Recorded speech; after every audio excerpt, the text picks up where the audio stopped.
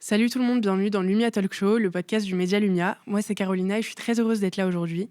On est actuellement au pop-up du label qui a la gentillesse de nous laisser tourner ce podcast, alors merci à eux. On sera ici pour discuter de pas mal de sujets ensemble au fil des émissions sur le monde de la musique de manière générale. Le podcast est d'ailleurs disponible sur YouTube et sur toutes les plateformes de streaming. Avant de commencer, pour ne pas manquer les prochains contenus et les prochaines émissions, vous pouvez aller suivre Lumia sur YouTube, Instagram et TikTok. Pour cette émission, je suis accompagnée d'Evan. Salut Evan, est-ce que tu peux te présenter? Salut, ça va, tu vas bien? Ça va et toi? Écoute, je suis Evan, on a l'habitude de me voir sur les soirées Lumia, je suis le speaker des soirées et accessoirement, je présente avec toi le podcast Lumia. Chez Lumia, on n'est pas expert de tout, mais on va avoir de temps en temps des spécialistes, des connaisseurs et donc des experts qui vont pouvoir nous parler de sujets précis. Et aujourd'hui, on a le plaisir d'accueillir Dorian. Pas de pression. Pas de pression. Salut Dorian, ça va? Oui, très bien. Qui est du coup le cofondateur de Groover. Est-ce que tu peux un peu nous expliquer ce que c'est Groover et ton rôle dans l'écosystème musical? Carrément. Groover, c'est une plateforme qui met en relation les artistes avec des médias et des professionnels pour les aider à faire connaître leur musique. Ok. Donc la manière dont ça fonctionne, c'est un artiste envoie son morceau à une sélection de médias, radio, playlists. Ça peut être aussi des labels, des tourneurs, des managers. Et ce qu'on essaie de leur garantir, c'est que leur morceau va être écouté et qu'ils vont au moins avoir un retour positif ou négatif sur leur musique. Donc l'idée, c'est vraiment de refaire des connexions entre d'un côté les artistes qui ont quelque chose à proposer en termes musical et de l'autre côté des pros qui peuvent vraiment les aider à développer leur carrière, à avancer ou à se faire connaître. Ça fait combien de temps du coup que tu as cofondé Groover? Ça fait depuis un peu plus de 7 ans. Et vraiment sorti d'école, on a fait un programme d'entrepreneuriat avec mes associés. J'avais monté un média de musique avant qui s'appelait Indéflagration. Très long le nom, donc Groover c'était plus court, c'était plus sympa. Ça fait plus concis. Et je parlais de musique, c'était plus indie rock, indie folk. Et j'avais organisé des soirées aussi, tourné des live sessions chez moi avec des artistes assez chouettes, des sessions acoustiques. Et j'adorais ça, c'était vraiment ma passion. Je savais pas si j'allais bosser dedans, mais il se trouve que d'avoir fait ça, ça a construit un début d'expertise.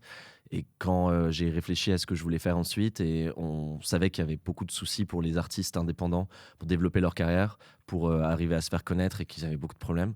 Et mon associé Romain avait sorti un EP et créé un label avec son père. Et il avait eu plein de galères. Et quand on a parlé, on s'est rendu compte que ça pouvait vraiment être un sujet sur lequel on pouvait avoir de l'impact. Ouais, donc c'est cool, vous vous êtes un peu dit, vas-y, on a un problème, on n'a pas de solution, on va créer la solution et au final, ça a donné Groover. On s'est dit, il y a plein de problèmes. Et quand on a commencé, du coup, c'était un programme à UC Berkeley en Californie. Et ce qui était intéressant, c'est on avait une idée au départ qui n'était pas ce qu'on a fait. Et là-bas, ils nous ont dit, c'est super votre idée. Maintenant, appelez 150 personnes pendant un mois, vous faites que ça. Vous leur posez des questions ouvertes sur leur quotidien, leurs problèmes, et vous essayez de voir si vous tombez sur ce qu'ils appelaient un problème migraine. Donc l'idée, c'est tu parles à quelqu'un et tu mets le doigt sur quelque chose où tu sens que c'est leur problème quasi numéro 1 dans la vie, et qu'ils peuvent t'en parler pendant des heures et des heures. Et en fait, c'est vraiment ce qui s'est passé, c'est qu'en leur parlant, on s'est rendu compte qu'en fait, ils se débrouillaient pour plein de choses, les artistes, pour trouver quelqu'un pour leur pochette de disque, ou leur mix, leur mastering, ou produire. Sortir leurs morceaux, distribuer sur les plateformes, c'était facile aussi. Mais dès qu'il fallait qu'ils fassent écouter leurs morceaux par plus que leur mère ou leur chien, c'était une énorme galère, quoi. Et ils en parlaient pendant des heures et des heures et des heures, très frustrés. Et donc on a décidé vraiment de se consacrer à ça, comment faire pour casser ce mur de la première écoute de leurs morceaux par quelqu'un. Et concrètement, moi je suis un jeune artiste, comment ça se passe? Je viens vous voir, vous me mettez en relation, comment vous mettez en relation un artiste avec un professionnel? C'est une plateforme. Donc un artiste vient sur Groover, il va mettre un lien vers un morceau qu'il veut promouvoir. Donc le focus est mis sur un morceau. Et ensuite, l'artiste peut choisir dans une liste où il y a aujourd'hui autour de 3500 médias et professionnels dans plein de styles musicaux différents, plein de pays différents. Et il peut utiliser bien sûr des filtres. On va utiliser les informations que l'artiste a mis sur son profil, ou s'il a déjà utilisé Groover avant, ses résultats de campagne, pour arriver à lui recommander les médias, les professionnels qui sont les plus à même d'aimer son morceau et d'aider sa carrière ensuite. Et la manière dont ça fonctionne, c'est des micro-paiements. Donc l'artiste paye par contact sélectionné entre 2 et 6 euros globalement. La plupart sont à 2 euros, mais il y a des top médias et pros qui sont entre 4 et 6, qui coûtent un peu plus cher parce que plus influents, et ça nous a permis de les convaincre de rester sur la plateforme et d'être disponibles. Et donc l'artiste choisit, il paye par contact. En moyenne, généralement, il va sélectionner entre 30 et 50 contacts, parfois moins, parfois beaucoup plus. Et l'idée, c'est qu'on lui garantit ensuite, dans l'intervalle d'une semaine, donc de 7 jours, que les morceaux seront écoutés et qu'il y aura un retour positif ou négatif. Et tu as des petites histoires, je sais pas si tu peux nous dire, mais des artistes que là on connaît qui sont au début passés par la plateforme Groover. Ouais, il y en a, on est tombé sur des surprises. Ça veut pas dire que ça les a aidés Ouais. particulièrement, mais on a vu qu'il y avait Théodora, par exemple, qui avait utilisé Groover il y a Ok. quelques années, des choses comme ça. Qu'est-ce qu'il y a eu d'autre? Il y a eu des belles surprises. On a après des beaux labels type Ninja Tune ou, qui en utilisent régulièrement. Il y a des belles choses qui sont passées. Et après, il y a eu des rencontres aussi qui ont vraiment eu lieu sur Groover, très chouettes. Notamment, je pense à Cracky Records, dont la dernière signature, c'est Art Longo, et ils l'ont découvert sur Groover. Et ils utilisent vraiment Groover depuis longtemps. Ils donnent des conseils aux artistes. Ils l'utilisent aussi pour faire la promo de leur projet. Ça qui est sympa pour les labels, les managers, c'est qu'ils peuvent l'utiliser des deux côtés de la plateforme, à la fois pour recevoir des morceaux et pour promouvoir leur roster. Et donc, il y a des histoires sympas, quoi. Ah, bah, c'est cool. On a une petite séquence au début du podcast. Je t'ai préparé un petit vrai-faux. Ok. Je t'en ai parlé un petit peu tout à l'heure. Donc, une quinzaine de questions que tu vas découvrir. Tu me réponds soit vrai, soit faux. Ok. Voilà. C'est bon pour toi? Ouais, Super. super. Il est impossible de vivre correctement de sa musique aujourd'hui sans faire des millions de streams. Non, faux. Un artiste indé qui refuse totalement de jouer le jeu des réseaux sociaux en 2025 est condamné à l'échec. Vrai. Un partage par un influenceur a aujourd'hui plus d'impact sur les streams qu'un article dans un média musical. Vrai. Les médias traditionnels, la presse, la télé, sont devenus inutiles pour lancer une carrière d'artiste. Faux. Un artiste qui n'a aucune présence sur les réseaux sociaux n'a aucune chance d'intéresser un label aujourd'hui. Vrai. Si ton morceau fait plus de 2 minutes 30 ou si l'intro est trop longue, l'algorithme va te pénaliser. Vrai. Un succès viral sur TikTok est souvent un piège, ça apporte des vues, mais ça ne construit pas une vraie carrière musicale. Faux si on a préparé les choses pour la suite. L'authenticité paye de moins en moins, il vaut mieux être stratégique et suivre la mode que d'être original dans son coin. Faux.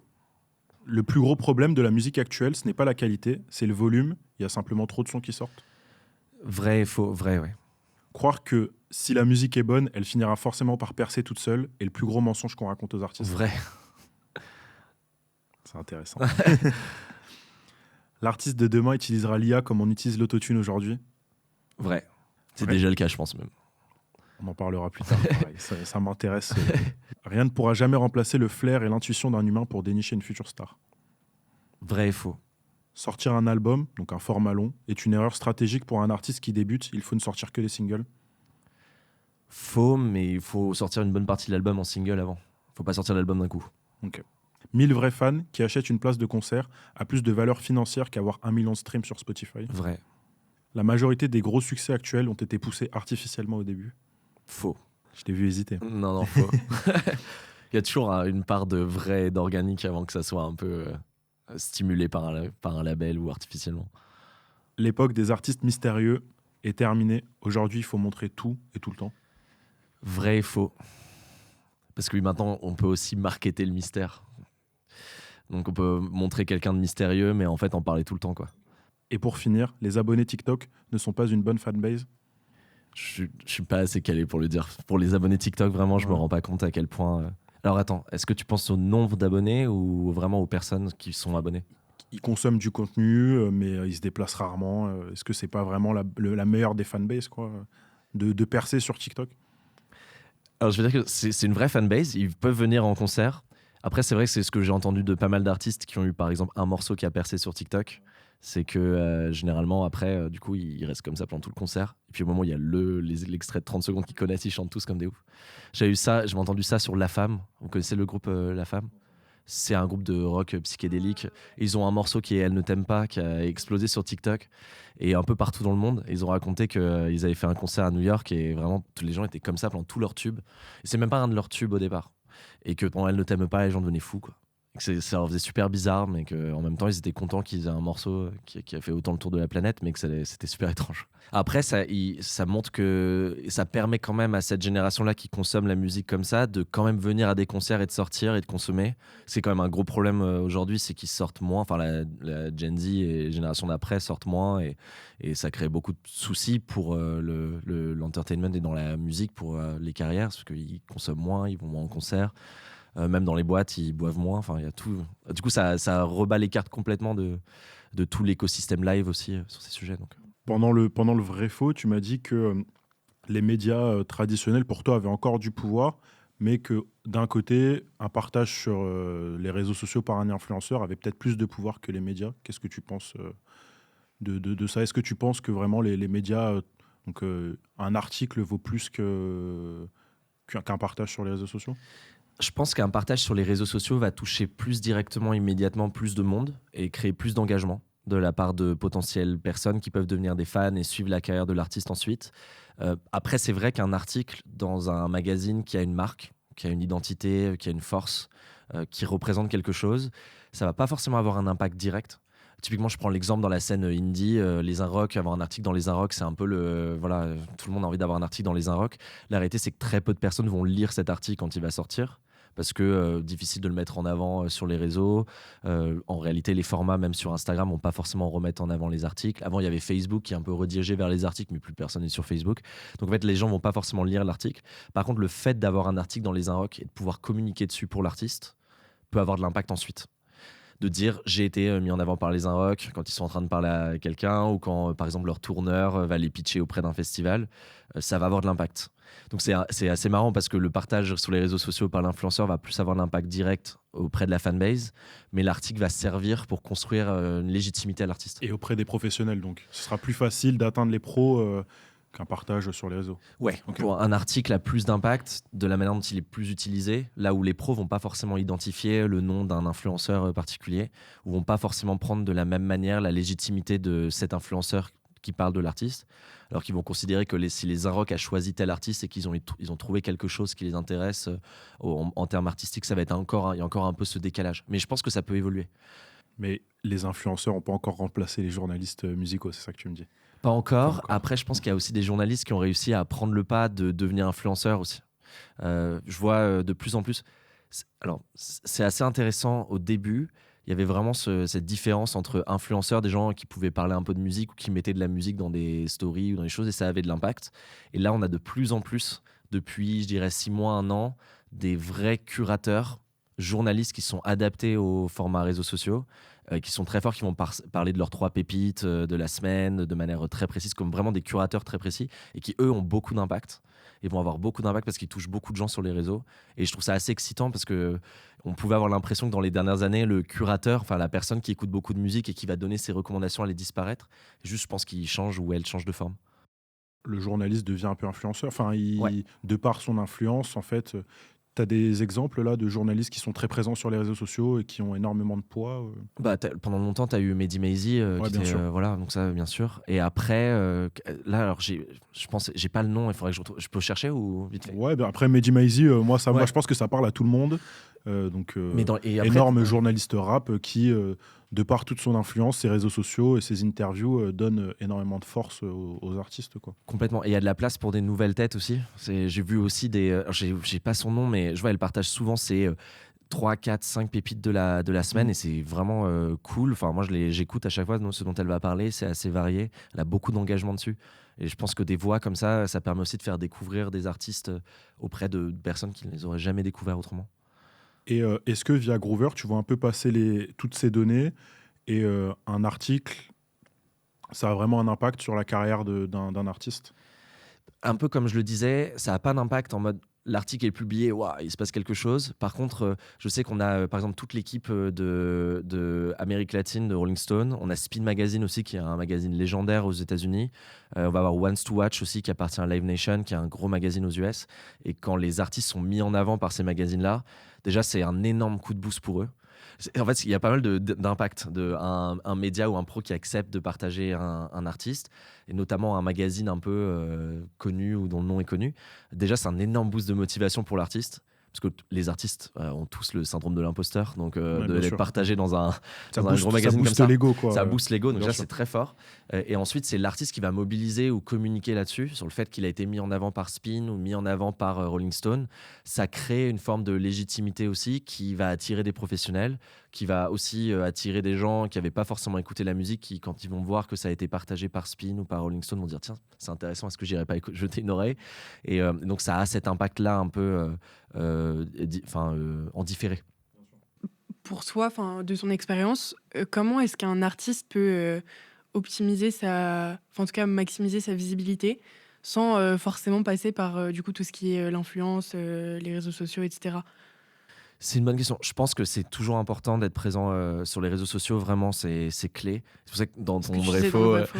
tu disais est-ce que c'est possible aujourd'hui sans utiliser les réseaux sociaux en partant de zéro Impossible. Impossible. Ok. C'est complètement impossible. Donc, c'est marrant parce que cette discussion, il y a 5-6 ans, les artistes étaient vraiment revendicateurs de mais je suis pas un créateur de contenu. J'ai pas... Là, je pense que ça a basculé. Les gens se sont rendus compte que c'était vraiment ça pouvait être un outil, surtout que c'était essentiel. Après, on peut être très authentique dans sa manière de gérer les réseaux. Et même, je le conseille souvent quand je parle aux artistes, je leur dis, essayez pas de fabriquer quelque chose qui vous plaît pas, parce que en fait, ça va pas marcher tout de suite. Ça va prendre beaucoup de temps. Généralement, c'est la consistance sur les réseaux, c'est le fait de poster très régulièrement, de trouver quelque chose qui marche, de le répéter ensuite, etc., qui va faire que ça va fonctionner. Et en fait, on voit souvent des artistes qui percent d'un coup, mais en fait, ça fait 2 ans ou 3 ans qu'ils testent plein de choses dans tous les sens. Et donc, il faut aimer ce qu'on fait, parce que sinon, on va commencer, on va dire, tiens, je vais me faire 4-5 vidéos. En fait, on se déteste en regardant le truc, on va abandonner, et du coup, on va pas du tout voir les fruits des résultats, on va jamais voir les résultats du taf qui a été fait. Alors que si on est consistant et qu'on continue de le faire, ça peut infléchir la courbe et ça peut vraiment marcher. Donc autant aimer ça, pour pas, parce que même en termes de santé mentale, si on continue à faire pendant 2 ans des trucs qu'on déteste, je connais peu de personnes qui sont capables de faire ça. Ah, c'est pas forcément agréable. Non, donc autant faire quelque chose qu'on aime bien et être authentique. Toi, je pense que tu écoutes pas mal de sons, tu reçois pas mal de sons. Est-ce que tu arrives à ressentir quand le son est créé pour TikTok ou pas du tout? C'est une bonne question. Je pense que j'ai une approche pas du tout cynique de l'écoute de musique. Enfin, je dis pas que c'est cynique, mais c'est vrai que je pense qu'il peut y avoir des gens qui vont être très dans le jugement et qui du coup vont repérer ce genre de choses et dire voilà, enfin, en termes un peu l'art n'est pas respecté ou l'approche artistique machin. Moi j'ai une approche un peu plus très ouverte quand j'écoute un son. Je vais me demander si j'aime bien. Après si j'aime bien personnellement, si ça me fait quelque chose en termes d'émotion. Après il y a forcément des éléments techniques de base, hein. Est-ce que c'est en rythme, est-ce qu'il y a une voix intéressante, est-ce que ça, enfin voilà, est-ce que ça provoque quelque chose, mais l'émotion revient toujours en premier. C'est-à-dire que même si c'est formaté, s'il y a une émotion, ça peut être intéressant.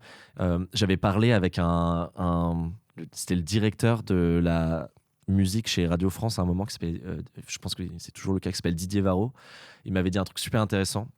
Il m'avait dit plus on travaille dans la musique et plus on reste, plus on se rend compte qu'après on sépare un peu son cerveau en deux, entre ce qu'on aime qui fait un peu vibrer notre colonne vertébrale et nous fait frissonner, et ce qu'on écoute en disant je pense que ça va marcher. Donc cette séparation un peu. Et je sais que moi je suis passé par une période quand j'étais blogueur avec beaucoup, j'ai parlé que des choses qui me faisaient vraiment vibrer et frissonner. Quand Groover a démarré, on s'adresse à tous les styles de musique. Donc j'ai découvert, je connaissais un petit peu, mais j'ai découvert beaucoup plus le rap, j'ai découvert les musiques électroniques, j'ai découvert la pop vraiment à part entière, alors que j'étais très rock indé, folk indé, un peu dark et tout. Et en fait, à un moment, je dis mais tout était trop bien. Et à un moment, j'étais perdu parce que j'ai l'impression que tout était trop bien. Et je savais plus ce qui était vraiment bien. Enfin, vraiment très bien. Ce qui peut fonctionner. Ce qui peut fonctionner, mais c'est là où j'ai vu aussi la difficulté et le rôle de ce qu'on fait. Aujourd'hui, c'est beaucoup plus facile de produire de la musique, mais c'est aussi beaucoup plus facile de produire de la très bonne musique. Il y a beaucoup plus de très bonne musique aujourd'hui, et du coup c'est très difficile de sortir du lot, parce que quand tu es un artiste qui fait quelque chose de bien, en fait il y a plein d'artistes qui font aussi des choses super. Donc comment on distingue ça, c'est très très compliqué. Et en fait c'est en commençant à mixer et en retrouvant une direction de ce que je cherchais, parce que je voulais le jouer, parce que je voulais faire danser, parce que je voulais que ça me plaise en même temps, que ça m'a redonné une direction beaucoup plus précise de ce qui me fait frissonner, ce qui me crée quelque chose, une émotion. Je pense dans la musique, quand on travaille dans la musique, on est toujours en train d'être un peu entre les deux.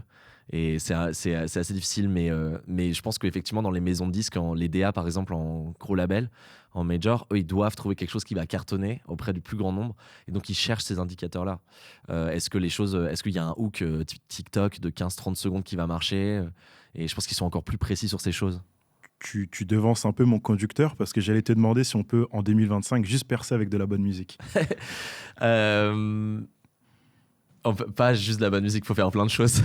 Faut travailler l'image. Travailler l'image. L'image, on peut avoir le côté juste l'image, mais en fait, il y a le narratif derrière. Est-ce que tu as envie de raconter une histoire? Pas forcément avoir un message ou un engagement politique, mais avoir une esthétique ou un univers qui nous intéresse en particulier. Je pense à des artistes qui ont exploré, par exemple, qui adorent, je sais pas, l'univers du cirque ou des choses comme ça, qui vont essayer de croiser des choses. Tu vois, c'est étonnant, mais dans la musique C'est marrant, électronique, ok. je pense à une artiste en particulier qui mélange un côté western avec du cirque. En même temps, c'est de la musique électronique. Du coup, c'est hyper original. Ça va d'un côté, enfin, ça touche plutôt, tu vois, les playlists sur Spotify, c'est plus courant alternatif. Enfin, c'est hyper difficile à classer, mais ça lui a créé une identité. Et je pense que c'est important de réfléchir à ça et de le faire avec quelque chose qui nous plaît. Et ce qui n'empêche pas du tout de le réinventer à chaque album ou à chaque période. Mais c'est sûr que c'est important de travailler cette partie-là. Et je pense que quand on a du mal à le trouver tout seul, d'essayer de s'entourer ou de parler avec les gens autour de nous pour trouver des idées, générer des idées. Après, les outils IA, c'est bien pour générer des idées aussi. Mais voilà. Mais pour toi, du coup, on peut réussir à créer une stratégie digitale assez cohérente sans forcément oublier un peu sa liberté artistique. Enfin, les deux sont compatibles ou pour toi, on est vraiment obligé d'être un peu dans les codes de TikTok et... Je pense qu'il y a un peu un entre-deux. Je pense qu'il faut regarder un peu ce qui fonctionne, comment les algos fonctionnent pour arriver dans le format, utiliser au mieux les réseaux. Typiquement, là, en ce moment, ce qui fonctionne très bien, c'est de répéter les Reels, un peu trouver un format qui fonctionne et le répéter sur Insta. Alors qu'à un moment, c'était Insta, fallait poster très peu et TikTok postait tout le temps. Enfin, ça change régulièrement. Il faut arriver à être au courant de ces formats-là et de ces trends-là. Mais après, ça n'empêche pas du tout que le contenu lui-même peut rester très authentique et très proche de ce qu'on est. Et après, sur ta question, tu disais, est-ce que ça suffit d'avoir une bonne musique? Ça suffit pas. Par contre, il faut avoir une bonne musique. C'est un point qui est important. C'est effectivement, il faut que la musique elle soit bien, il y ait quelque chose qui puisse fonctionner. Il y a quelque chose quand tu écoutes un son, tu dis ça peut marcher. Je pense qu'il faut qu'il y ait au moins cette étape-là, elle est nécessaire. J'ai une autre question aussi concernant toujours les artistes. Donc, imaginons que tu arrives à contacter des curateurs, tu as des réponses positives. Pour toi, quels sont vraiment les indicateurs clés qu'un artiste est en train de construire une carrière musicale durable? Je pense qu'il y en a beaucoup. En fait, ce qui est difficile aujourd'hui, c'est qu'il faut faire plein de choses. Il faut faire plein de choses bien en tant qu'artiste pour que ça marche. Je pense que ça va dépendre aussi du style. Par exemple, ça dépend si on se développe sur scène ou pas. Ça dépend si on veut monter un album, on veut sortir des singles. Est-ce qu'on veut faire un clip? Enfin, la manière dont on veut développer sa carrière. Je pense que sur les curateurs, c'est intéressant de voir. Il y a des artistes qui vont être acceptés par beaucoup de personnes. Et si c'est des profils différents, si c'est à la fois des médias, des radios, des playlists qui apprécient, des labels qui apprécient le projet, ça va d'autant plus être un signal que le projet est assez complet, a quelque chose vraiment à mettre en avant. Et derrière, ça suffit pas parce que c'est souvent un booster, les relais d'influence de ce type. Ça va être un vrai boost pour la carrière, mais ça suffit pas. Et souvent, la clé, c'est si en plus de ça, ils cassent tout sur les réseaux. C'est là qu'il y a vraiment quelque chose qui se passe. On a une artiste qui utilise Groover depuis très longtemps et qu'on a même accompagné un peu plus avec Groover Obsession qui s'appelle Juge Chani, qui est une rappeuse vraiment très, très forte. Ça fait des années qu'elle sort des morceaux. Et là, récemment, elle a vraiment trouvé son truc sur les réseaux, sur Instagram, sur TikTok. Et en même temps, ça marche auprès des playlists. En même temps, elle casse tout sur scène. Donc là, elle était à la Cigale, au Mama. Elle joue sur des festivals très chouettes. Elle fait première partie de Big Flo et Oli, au Oxmo Puccino. Donc là, il y a tout qui s'aligne en même temps. Et là, il y a un bon timing de prendre les bonnes décisions de moi avec qui elle va les signer. C'est un peu ça, quoi. C'est le moment. Mais en gros, ça a mis énormément de temps pour construire tout ça. Et elle l'a fait parce qu'elle avait une vision très claire de ce qu'elle voulait exprimer. Et elle est hyper déterminée. Et en plus, parce qu'elle est bien entourée, elle avait une manageuse. Maintenant, elle a 2 manageuses. Et qui vraiment l'aident sur plein de choses et à faire prendre les bonnes décisions. Maintenant, pour le public, on a l'impression que le succès se mesure qu'en nombre de streams. Mais est-ce que tu peux nous expliquer les autres formes de réussite pour un artiste aujourd'hui? Je pense que la scène, c'est une clé aussi. Il y a des artistes qui font beaucoup de scènes et qui remplissent et qui pour autant n'ont pas beaucoup d'écoute. Je pense même, j'ai un exemple qui me vient en tête au Québec, c'est un groupe qui s'appelle Chose Sauvage et qui a peut-être 10 000 auditeurs mensuels sur Spotify alors qu'ils ont une carrière depuis un certain temps quand même. Et là-bas, ils remplissent des salles de 1500 personnes en 3 jours. Donc en fait, et c'est incroyable de se dire, ils remplissent au Québec, à Montréal, puis en 3 jours, ils remplissent une salle de 1500 personnes et ils ont que 10 000 personnes dans le monde entier qui écoutent leur musique sur un mois. Le contraste paraît énorme, mais c'est à côté parce que ils sont fait. T'en parlais un peu de ce côté, les 1000 fans intenses. 1000 fans valent mieux que 10 millions de streams sur Spotify, quoi. C'est ça. Et puis les gens, enfin moi j'étais au concert, tout le monde chantait les paroles, quoi. Enfin, moi, c'est un de mes groupes préférés, mais un peu de l'extérieur. Je suis arrivé, je me dis, ah ouais, en fait, il y a vraiment là, ils ont vraiment des fans de dingue, quoi. Et c'est ouf de voir là, le contraste. Donc, c'est complètement possible de construire une carrière même sans avoir de la musique qui est très stream-friendly, mais il faut trouver d'autres voies. Et ça va passer par être incroyable sur scène, tourner des live sessions, faire du merch un peu cool, se faire un peu des fans très précis, très proches, qui vous suivent partout. Mais on le voit même, c'est marquant, mais on le voit pour les DJ. T'as des DJ qui vont remplir immédiatement quand ils sont sur des line-up de club, qui à côté ont quasiment jamais sorti de production. Et en fait, c'est ça, c'est le live est vraiment une des seules voies pour arriver à construire une carrière si le stream marche pas pour toi. Et à côté, c'est œuf ou la poule. T'as beaucoup de DJ qui se mettent à produire parce que maintenant les clubs regardent aussi combien ils vont avoir d'écoutes sur Spotify. Donc ils sortent des morceaux. Mais quand il y en a certains à qui tu parles en mode bah moi j'aime pas produire, je produis parce qu'il faut, mais moi ce que j'adore c'est mixer. Et à côté t'as l'inverse, t'as des gens qui sont producteurs, qui vont avoir 1 million d'auditeurs mensuels, qui ont jamais mixé de leur vie, qui vont se faire booker en DJ set. Les DJ sets du coup sont pas forcément incroyables, mais bon ils le font, ben, ça leur permet de vivre et de continuer, et qui aiment pas mixer quoi. Ça arrive. Ouais. Et pour toi, comment est-ce qu'un artiste peut transformer sa visibilité en revenu réel? Est-ce que c'est du coup par les concerts ou c'est par d'autres choses un peu moins obvious? Ouais, c'est une bonne question. Je pense qu'il faut bien être au courant de toutes les sources de revenus potentielles que tu as en tant qu'artiste. Il y en a une qui peut être négligée parfois, qui est de bien s'inscrire à la SACEM. C'est vraiment clé, et notamment, bon, si tu fais du live et que tu tournes, et je pense même si tu es producteur et DJ, que tu commences à jouer sur des festivals et que tu n'es pas inscrit à la SACEM, il faut te réveiller, quoi. Genre, c'est pas possible. Enfin, vraiment, parce que si tu as des productions, tu as des morceaux à toi, tu vas être programmé sur un festival un peu cool, même si c'est un tremplin, ils vont te déclarer. Ils vont déclarer que tu as joué tes morceaux, etc. Toi-même, tu peux aller dire j'ai joué là et j'ai joué tel morceau. Même, alors, je une petite astuce, mais c'est même les gens de la SACEM qui le recommandent, ils préfèrent qu'il y ait quelque chose qui soit déclaré que rien qui soit déclaré. Donc si on est un DJ, on fait un DJ set, on va jouer plein de sons différents, on va pas forcément jouer que ces sons, on va même en jouer peut-être 2-3 et le reste d'autres artistes. Si on sait pas exactement ce qu'on a joué, il vaut mieux arriver auprès de la SACEM et dire j'ai joué tous mes sons, plutôt que ce que j'ai vraiment joué, plutôt que rien. Parce que du coup, cet argent-là, sinon il n'est pas réparti et il va aller dans des fonds d'aide ou des choses où être perdu. Alors, et donc, moi, ça m'est arrivé de voir vraiment des artistes qui se sont retrouvés, en ayant bien fait ça, en ayant joué sur un festival, à avoir des droits d'auteur qui tombent à 4 chiffres pour un festival. Donc, ça montre vraiment à quel point il faut se renseigner sur ces sujets-là. Donc, bien être au courant de ça, donc bien être inscrit à la SACEM, bien être au courant de comment on gère aussi la diffusion sur les plateformes de streaming, la distribution. Si on commence à avoir des streams, ça peut être intéressant. Le live, forcément. Après, si ça commence à monter sur les réseaux, arriver à voir si on peut monétiser ça, avoir des partenariats. Il y a des choses qui peuvent être intéressantes à ce niveau pour monétiser ces choses. Je trouve que c'est toujours compliqué parce qu'il y a beaucoup d'outils maintenant qui te permettent de monétiser ta fanbase. Donc en gros, dire des gens qui peuvent te soutenir en investissant sur ton projet, et toi tu peux les rencontrer ou ce genre de choses. Je trouve que c'est intéressant. Par contre, je trouve que ça concerne qu'une toute petite partie des artistes. C'est des artistes qui ont déjà une belle notoriété, qui sont capables d'aller monétiser un peu plus comme ça. Mais si on a un artiste émergent, c'est quand même très compliqué d'aller faire payer des gens régulièrement. Et puis même, ça peut être un peu malaisant, enfin, si on n'est pas une star, quoi. Mais ouais, non, il y a des choses intéressantes à faire là-dessus. Et... En parlant de ça, c'est pas PLK qui avait fait ça peut-être pour un de ses albums? Ah, mais je crois pas que c'était payant.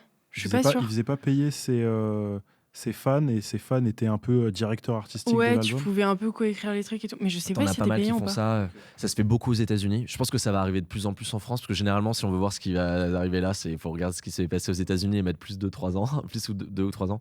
Typiquement, les playlists. Enfin, quand c'est arrivé en mode les playlists, il n'y a que les playlists. En France, c'était un peu ça faisait déjà 3-4 ans que c'était comme ça aux États-Unis. Donc, effectivement, il y en a pas aux US, il y a beaucoup de gens qui font ça.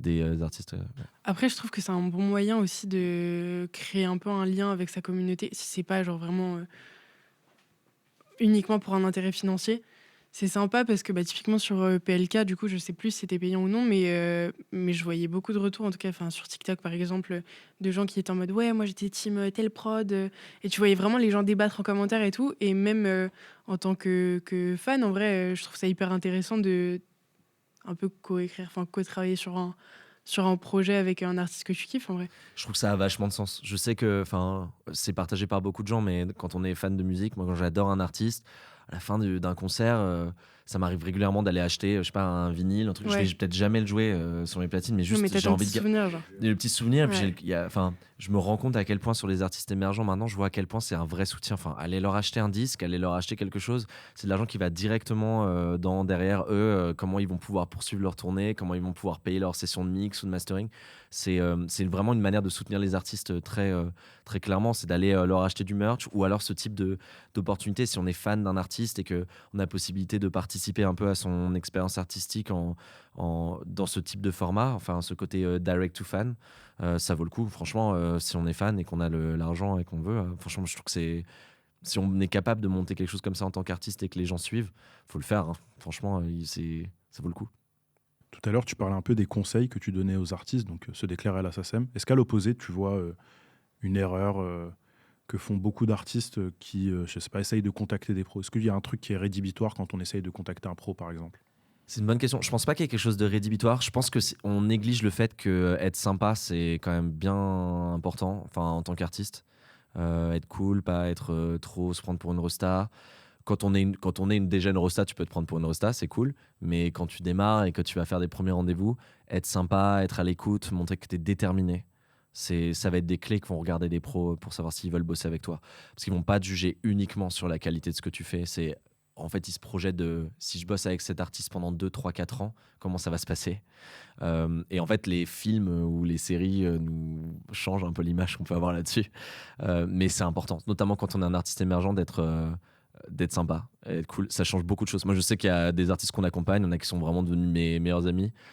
Clairement, enfin, quand il y a un lien qui se passe avec le pro que tu rencontres, bah, c'est de l'humain. On peut voir ça comme tu vois, des relations ou du truc de il faut être bon dans le relation. Mais c'est juste, en fait, c'est humain. Enfin, t'apprécies la personne, tu finis par apprécier sa musique. Enfin, je sais pas si vous c'est arrivé, mais tu rencontres quelqu'un, enfin, il fait de la musique, j'ai jamais écouté ce style-là, et en fait, j'adore ce qu'il fait, il m'explique sa démarche, j'écoute, je fais putain, j'ai jamais écouté ça, et en fait, je me mets à aimer juste parce que je comprends sa démarche, et en fait, ça me fait découvrir d'autres royaumes musicaux. Enfin, et je trouve que c'est super intéressant cette partie-là. C'est l'erreur que peuvent faire certains artistes d'arriver en se disant je suis une rosta, c'est moi au centre. Et je pense que l'autre erreur, c'est de pas se rendre compte à quel point un pro qui va s'engager auprès du projet d'un artiste, au départ, il peut prendre énormément de risques, que ce soit financier ou de mettre son temps, et que lui non plus ne touche rien du tout, quoi.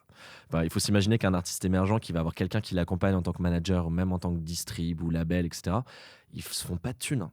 Donc en fait, je pense qu'il y a beaucoup d'artistes qui font l'erreur de se dire l'industrie, l'artiste, et ça peut être vrai quand on commence à monter, et que les deals commencent à être un peu terribles, ou qu'on bosse avec des majors ou des choses comme ça, ou même il y a des producteurs véreux, il faut faire attention, tout le monde n'est pas gentil et il faut faire gaffe. Mais par contre, quand on a quelqu'un qui est hyper engagé sur son projet, faut se rendre compte de la chance qu'on a aussi.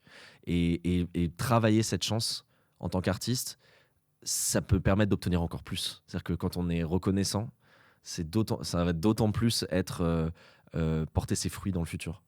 Parce que les artistes c'est connu, sont très peu reconnaissants envers les gens qui vont les aider du côté pro. C'est malheureusement la réalité des choses. Mais quand on l'est, du coup, on sort complètement du lot. Je pense que si on réfléchit en tant qu'artiste, il y a énormément d'artistes très talentueux autour de moi. Comment on sort du lot? Être très gentil, être reconnaissant, c'est con, mais ça aide énormément. Faut pas être naïf, Bien sûr. Ouais. mais être gentil, reconnaissant. Et après, je pensais à quelque chose, c'est lié. Mais quand on démarre et qu'on a un artiste émergent, il y en a beaucoup qui vont se dire qu'ils vont regarder un peu la fame des marques ou des labels ou des noms. De se dire, il faut absolument que je signe sur un gros nom ou un gros tourneur qui a un nom, etc. Je pense que ça, c'est important à un certain degré quand on évolue. Mais au départ, la motivation de la personne que tu rencontres, qui est pro et qui veut t'aider, a plus d'importance que la notoriété de la personne. Parce que la notoriété, tu seras peut-être noyé dans la masse de clients que la personne a, par Exactement. exemple. Et ça peut arriver parfois, et ça arrive même à des échelles de se dire, j'ai vu passer, moi, il y a des distributeurs qui font leur promo en disant qu'ils accompagnent des artistes assez connus ou même très connus, et ils font leur marketing comme ça.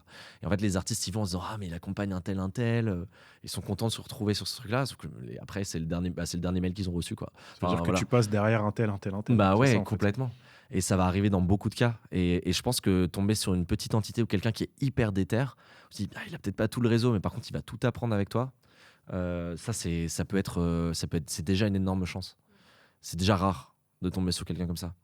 Et nous, on l'a remarqué, si je mets un comparatif, on l'a vu quand on développait notre catalogue de médias et de pros sur Groover dans d'autres pays. Ce qu'on a fait, c'est qu'on a recruté des ambassadeurs, donc des gens qui étaient chauds pour aller les contacter localement, et qui étaient par exemple en Italie, au Chili, qui gèrent toute l'Amérique latine, etc. Et en fait, au départ, on cherchait un peu des pros de l'industrie qui avaient un réseau, quoi. Et en fait, ils commençaient, ils contactaient leur réseau, et puis une fois que c'était fini, ils faisaient aucun effort pour essayer d'en contacter d'autres. Là où on a, en fait, nous, le profil parfait de l'ambassadeur, c'était un jeune qui sortait d'études, qui avait envie de bosser dans la musique, qui était hyper déter, qui était prêt à contacter toute la planète entière. Et en fait, ça fait 4 ans qu'ils bossent chez nous, et maintenant, ils sont intégrés dans l'équipe à fond. Et c'est juste parce qu'ils étaient hyper déterminés. Ils avaient zéro réseau, quoi. Ils connaissaient littéralement personne dans la musique. Et en fait, ça a beaucoup mieux marché que les quelques vétérans avec lesquels on a bossé pendant 2 semaines. Parce qu'après, ils nous ont dit ah bah ouais, non, mais j'ai fait un peu le tour. Et puis après, au bout d'une semaine, ah bah j'ai eu un appel. Ah ouais, super.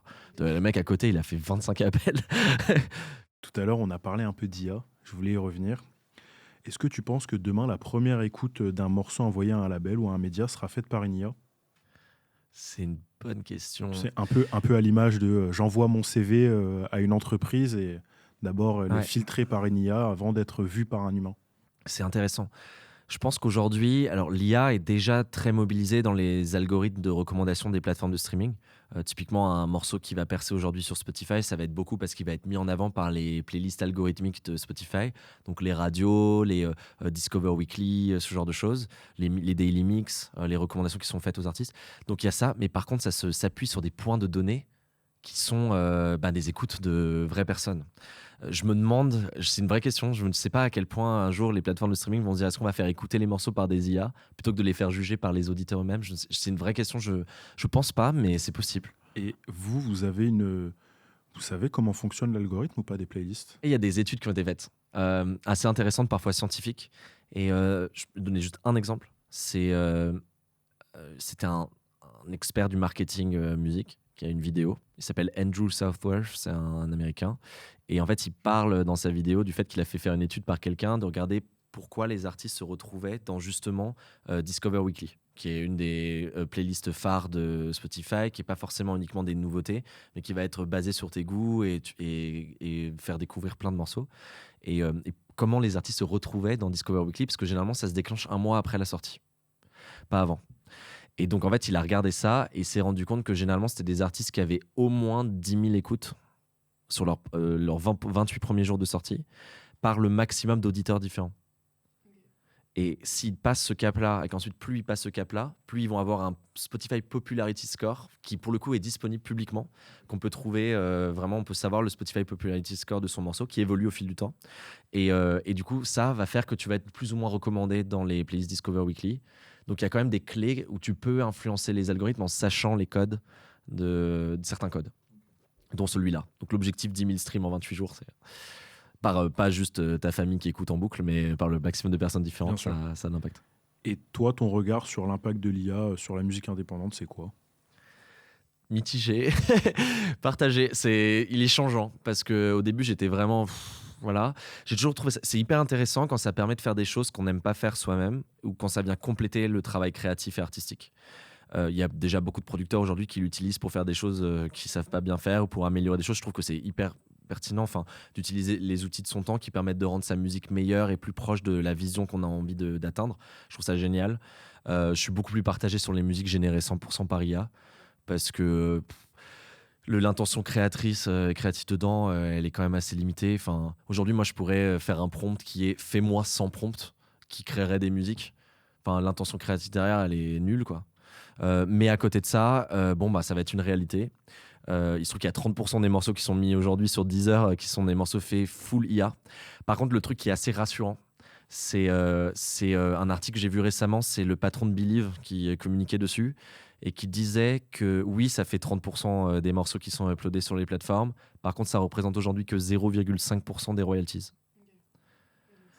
Ça fait du bruit, voilà, mais c'est pas forcément très écouté. Mais bémol, il y a quand même des morceaux qui cartonnent full IA. Il y a notamment là un morceau de country qui s'est retrouvé numéro 1 du top country aux US, qui est un truc qui est supposé être full IA, un peu inconnu. et qui a été repris par des vrais artistes derrière. Donc là, on arrive vraiment dans un truc complètement what the fuck. Et ça, bon, ok, pourquoi pas, ça veut dire que c'est très bien. Moi, je suis persuadé que d'ici 1 an et demi, 2 ans, dans notre top de morceaux de l'année, il y aura des morceaux, dans nos morceaux qu'on aura écoutés le plus, qui sont des morceaux faits full IA, on sera même pas au courant. On a eu récemment le cas, il utilisait la voix de Georgia Smith. Et elle a réagi en disant c'est pas moi. Ah oui, je crois que j'ai vu passer. C'était là, il y a quelques mois. Là. Ouais, mais non, mais c'est fou. Et est-ce que tu penses que c'est une menace quand même Il y a des choses qui sont compliquées. Alors sur les droits d'auteur et sur le fait de l'usurpation d'identité, clairement, il y a un autre truc qui est un peu dangereux que j'ai vu passer là récemment, c'est il y a des morceaux faits full IA qui véhiculaient des messages fascistes assez terrifiants aux Pays-Bas et qui ont émergé sur TikTok. Des trucs un peu techno, mais avec des messages terrifiants, voilà. Et en gros, qui se sont retrouvés dans le Viral 50 aux Pays-Bas, donc écoutés par énormément de gens parce qu'on perçait sur TikTok. Et c'est des morceaux faits full par IA générative. Donc c'est vrai que ça fait un peu peur. Parce que tu te dis que n'importe qui, en fait, aujourd'hui, peut générer un morceau pour essayer de véhiculer des idées néfastes en musique. Parce que ça passe mieux en musique, peut-être. Mais du coup, c'est un peu... ça fait peur. Ouais, ça peut être limite un autre moyen d'essayer d'interpeller les gens et de leur faire ingérer des idées pas très sympas, ma foi. Non. Mais c'est vrai que ça fait un peu peur. Mais d'ailleurs, chez Groover, comment est-ce que vous vous préparez aux évolutions technologiques dans le monde de la musique ? Est-ce que vous y pensez ou c'est pas trop un sujet ? C'est très difficile d'être proactif parce que ça va tellement vite que anticiper est très difficile. Par contre, on essaie de tester très vite et d'être hyper réactif. Nous, on utilise énormément l'IA dans notre travail, dans nos opérations, notre manière de développer le site. Ça nous permet d'aller plus vite pour construire des nouvelles fonctionnalités et améliorer la plateforme. Donc, c'est vraiment génial là-dessus. Et après, on teste des choses, même sur le marketing. Mais typiquement, je donne un exemple, mais ça va arriver. Mais en ce moment, il y a des pubs qu'on voit pour des marques, des choses qui sont en fait faites. C'est pas des vraies personnes, quoi. On s'en rend même pas compte. Et ça a l'air hyper vrai, hyper authentique. Et moi, c'est les gens dans mon équipe qui m'ont montré un truc, vraiment, en disant, regarde, t'en penses quoi ? C'était un faux créateur qui parlait de son expérience de Groover. Je l'en parle comme ça parce que moi, je suis complètement. Je suis le seul dans la boîte à dire je veux absolument pas qu'on fasse ça pour l'instant. Peut-être si tout le monde le fait, on sera à un moment. Tout le monde le saura. Donc en fait. Voilà, mais ils m'ont dit, ah non, mais t'inquiète, on peut mettre ta tête et tout. Et alors là, j'avais envie de, mais tu veux que je me suicide, quoi c'est pas une vidéo fake de ma tête qui parle. Oui, alors que tu peux juste tourner la vidéo. Ouais, vraiment, c'est fou, quoi. Et maintenant, ça devient. Là, on arrive là-dedans, là. Donc, ça va être intense. Je sais pas comment réagir. J'ai l'impression d'être un boomer maintenant. Bon, j'ai 31 ans, donc j'y arrive petite. C'est pas boomer, mais on parlera de la Gen X ou la Gen Y comme les boomers du futur. Mais c'est vrai que ça fait peur, quoi. Et moi, je vois des gens qui sont complètement matrixés par l'IA, qui trouvent ça absolument génial. Et je me dis, waouh, ok. Ouais. J'ai un peu un petit doute, mais peut-être que c'est justement parce que je suis vieux, quoi. Bah, en fait, de toute façon, ça évolue tellement vite. Ouais. Je pense qu'on a, entre guillemets, pas trop le choix que d'apprendre à travailler avec, mais je pense que le truc le plus essentiel, c'est vraiment de l'utiliser comme un outil et pas comme un truc qui nous remplace totalement. Enfin, même pour les sons, dans le vrai faux, il y avait une question sur le fait d'utiliser l'IA comme l'autotune. Et ouais, en fait, c'est juste, je pense, des nouvelles manières de travailler qui vont se débloquer. Et c'est vrai que t'as pas forcément le temps d'y penser parce que à partir du moment où tu auras trouvé la solution, tu auras loupé 5 trucs, 5 mises à jour de ChatGPT ou je ne sais quoi. C'est ça. Mais c'est vrai, je pense que tant que c'est utilisé comme un outil, de quelque manière que ce soit, c'est hyper intéressant. Et notamment pour faire des choses qu'on n'a pas de plaisir à faire soi-même. Je pense que c'est ça. Et pour les artistes qui, par exemple, on parlait des réseaux qui sont pas à l'aise avec le fait de créer des contenus visuels, ça peut les aider à fond pour cette partie-là, pour qu'ils puissent se concentrer, eux, leur temps sur ce qu'ils kiffent, faire de l'Asie, quoi. Bah écoutez, je pense qu'on a fait le tour. Merci à vous, en tout cas, d'avoir été là aujourd'hui. Merci à toi, Dorian. C'était très cool. C'était très sympa de pouvoir parler de tous ces sujets-là. Merci à toi aussi, Evan, du coup. Merci, c'était super intéressant. Merci de ta venue et de nous avoir fait confiance. Franchement, c'était cool. Avec plaisir. On se retrouve le mois prochain pour la prochaine émission. D'ici là, n'hésitez pas à suivre Lumia sur YouTube, Instagram et TikTok. Et encore merci au pop-up du label dans le 12e qui nous accueille dans leur party club où ils ont l'habitude d'organiser des soirées, que ça soit rap, pop, électro. N'hésitez pas à aller voir ce qu'ils font, c'est super. Merci encore d'avoir écouté et merci encore Dorian et Evan. Merci d'avoir été là et à très vite.